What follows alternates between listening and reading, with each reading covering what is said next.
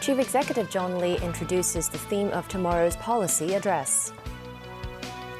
Foreign Minister Wang Yi will visit the U.S. this week.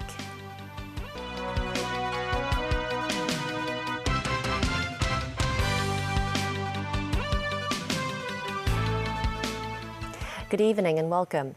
Chief Executive John Lee is set to deliver his second policy address tomorrow, outlining the government's major policies for the coming year and beyond. Lee said he will make use of President Xi Jinping's 4 expectations for Hong Kong as a blueprint. Ahead of the weekly Executive Council meeting, Chief Executive John Lee unveiled the cover of the second policy address of his term.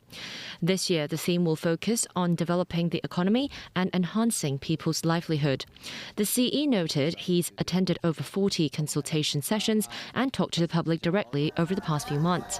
Through various channels, he's received some 8,700 opinion letters as well. 綠色咧係代表希望。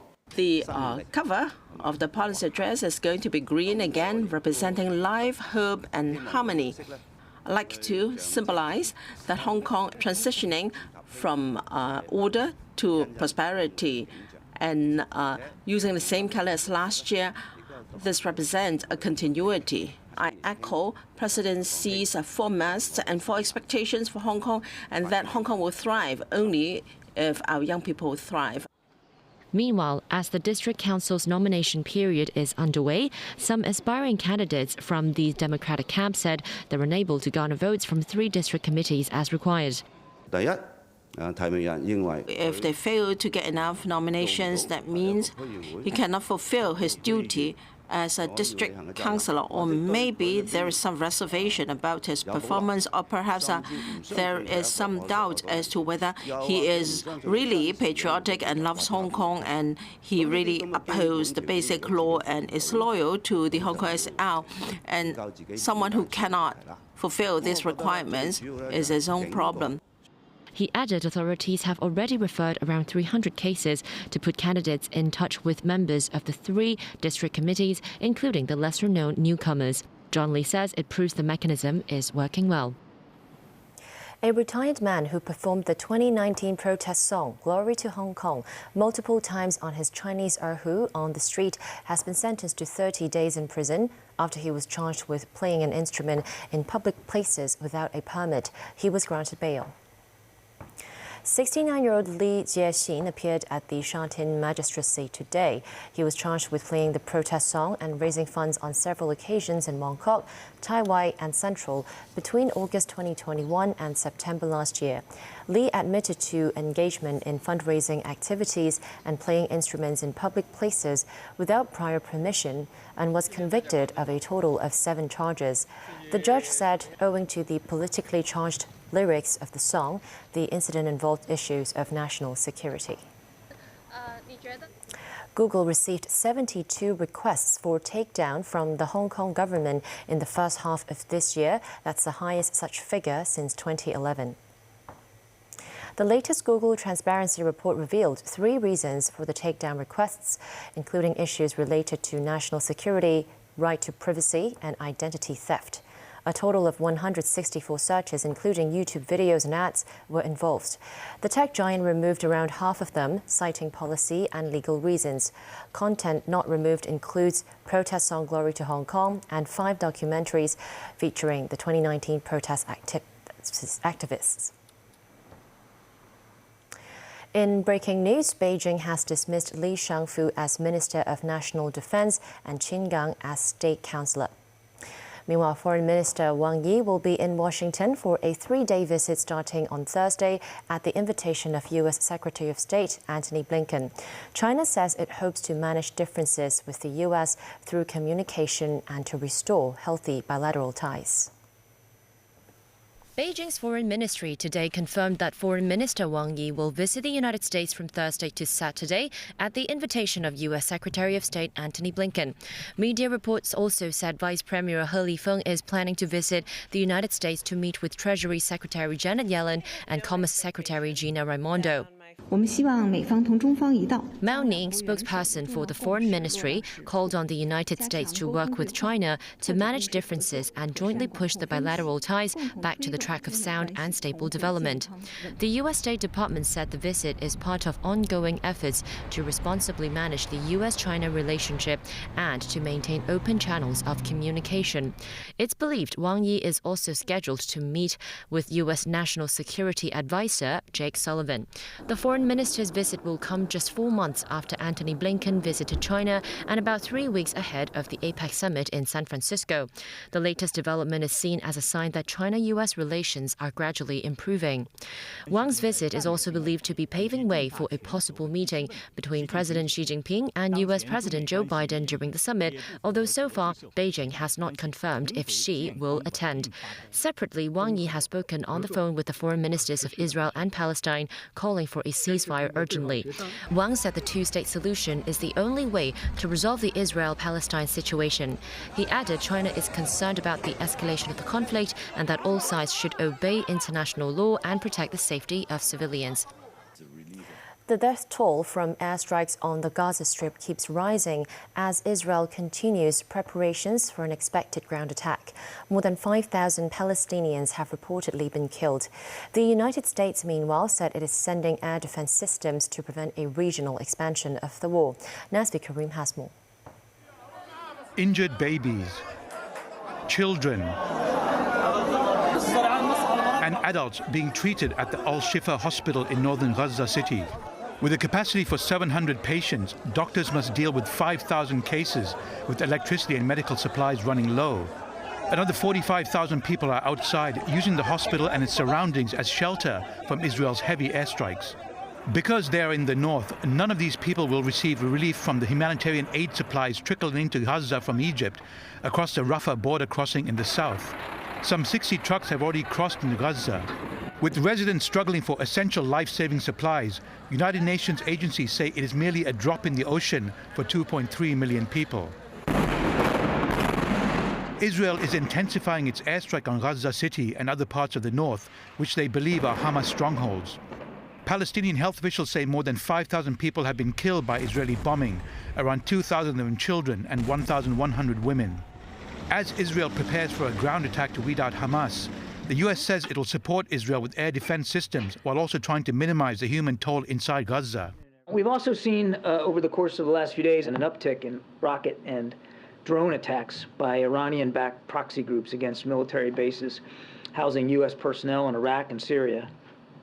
And we're deeply concerned about the potential for any significant escalation of these attacks in the days ahead. The Pentagon said it is also sending military advisors to Israel. The team includes Marine Corps Lieutenant General James Glynn, who led forces against Islamic State and served in Fallujah, Iraq. His job is to advise Israeli troops on mitigating civilian casualties in an expected urban combat inside Gaza. Iran-backed Hezbollah continues to exchange fire with Israeli forces along the Lebanese border, a potential flashpoint for an expansion of the war. Nazvi Karim, TVB News. Still ahead on tonight's news. Heavy bottleneck at Hong Kong-Zhuhai-Macau Bridge on the eve of its 5th anniversary. 2 Hong Kong hotels make it into the world's top 4. 8 Republicans are now fighting to become the next House Speaker.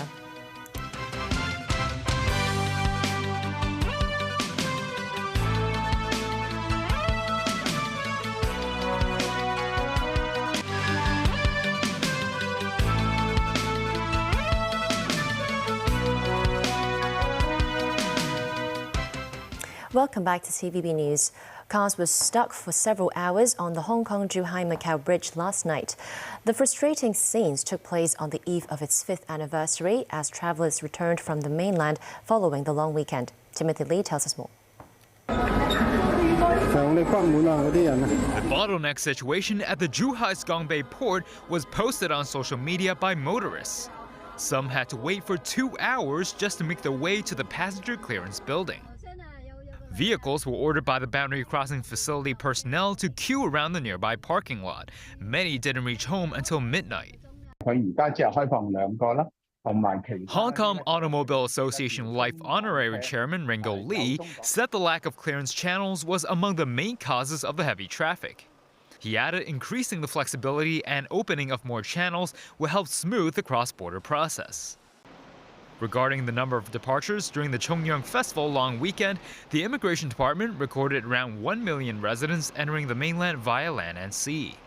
係推動香港同內地融合。 Chief Executive John Lee noted the increased people flow is a natural result of the government's work to better integrate Hong Kong into the mainland. The CE added he has requested different sectors to step up their effort to alleviate the traffic conditions at the border. Timothy Lee, TVB News. The government has lost an appeal against the court's decision, which ruled the exclusion of same-sex couples in the city's inheritance law is unconstitutional. This comes after Edgar Ng, who married his same-sex partner in the UK in 2017, bought a subsidized flat where the two lived. Ng was worried that if he died without leaving behind a will, his property might not be passed on to his partner, so he lodged an appeal. Ng has since passed away. In 2020, the court ruled that the city's inheritance law is discriminatory and unconstitutional, which prompted the Department of Justice to challenge the decision. Today, a three-judge panel wrote that there's no reason foreign same-sex marriages cannot be similarly admitted as a matter of principle of equality of treatment. 2 Hong Kong hotels made it to the top 4 in the list of the world's top 50 hotels, according to the World's 50 Best Hotels Academy, in a ranking chosen by 580 leaders in the hospitality industry. Placing second was Rosewood Hong Kong in Tsim Sha Tsui, which opened 4 years ago. It also secured first place among hotels in Asia. Prices for one night at the hotel start at about $6,000. The Upper House, located in Admiralty, took 4th place. It is designed by Hong Kong architect Andre Fu. Experts said the city's high-quality hotels contribute to Hong Kong's competitiveness in global tourism. The JPEX cryptocurrency exchange scam has shocked the city, with over 2,000 victims at risk of losing more than $1.5 billion. Despite this, cryptocurrency has emerged as a significant asset class globally. Duncan Chiu, lawmaker for the Technology and Innovation constituency, said on TVB's Straight Talk program that Hong Kong should join the debate and there should be regulation by the government or the Securities and Futures Commission. Cryptocurrency today valued at about $1 trillion US. And if you look at the stock market of Hong Kong, the total market capitalization of Hong Kong stock market today is $4 trillion US.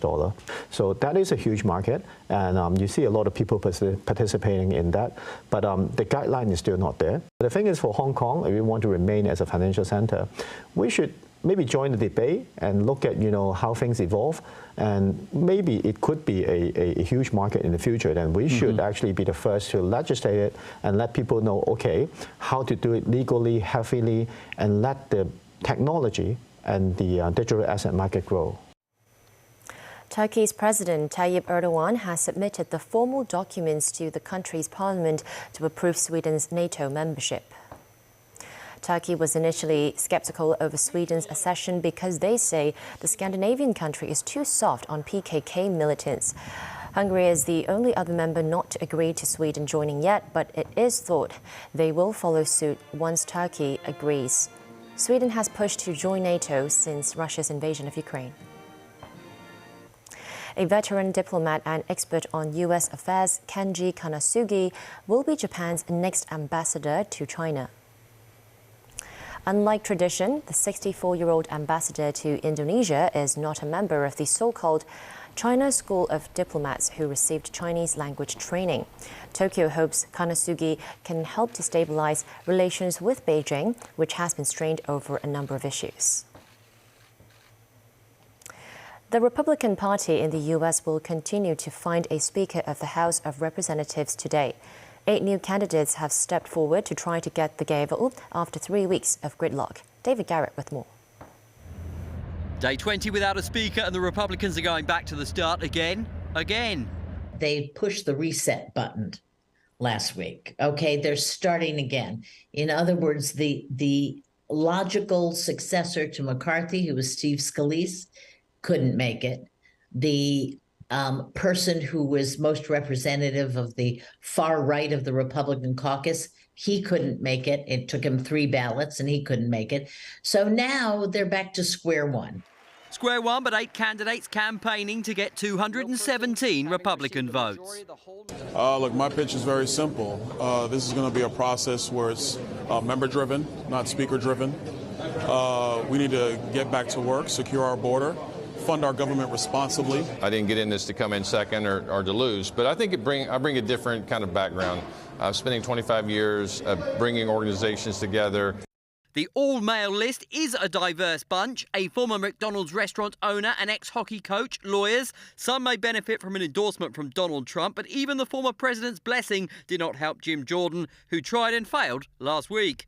It's sort of a weird problem here, which is that they have a group in that party, sometimes as big as 90 people, who simply are willing to shut down the government and don't care about keeping the government functioning until, of course, it's shut down. And then the American people get really mad at them. The federal government faces a shutdown in 3 weeks if Congress fails to pass funding. Without a speaker, the House is paralysed. So, on Tuesday, Republicans will try to get 8 down to 1, and then the hope is they all agree to back the latest chosen one to be the speaker. Do you think we're going to have a speaker tomorrow night? We might. We had some great candidates in there, and we'll go from this current group down to our designee, and I hope it's a productive endeavor. David Garrett, TVB News. In the U.S., at least 7 people were killed after a super fog led to a crash of 158 cars just west of New Orleans in state of Louisiana. This report from NBC News. A massive pileup shutting down this interstate near New Orleans in both directions for hours. Pickup trucks stacked on top of each other.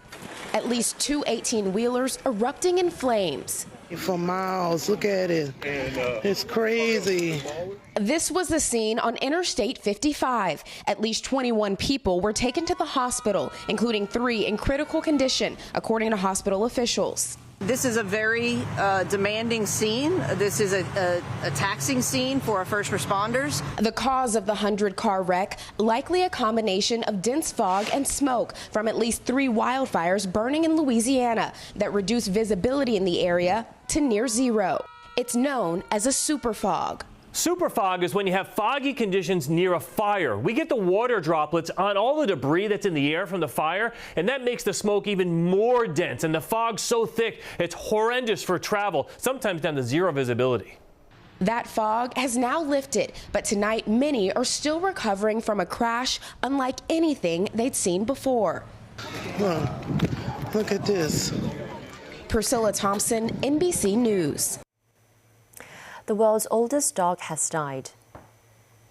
Bobby, a Portuguese purebred Rafeiro Alitariano breed, died on Monday at the age of 31, Guinness World Records said.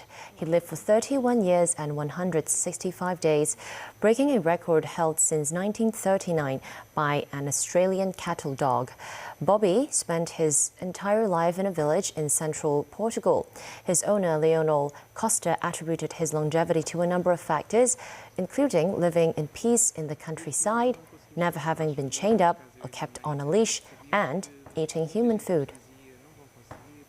That's the news. Thanks for watching.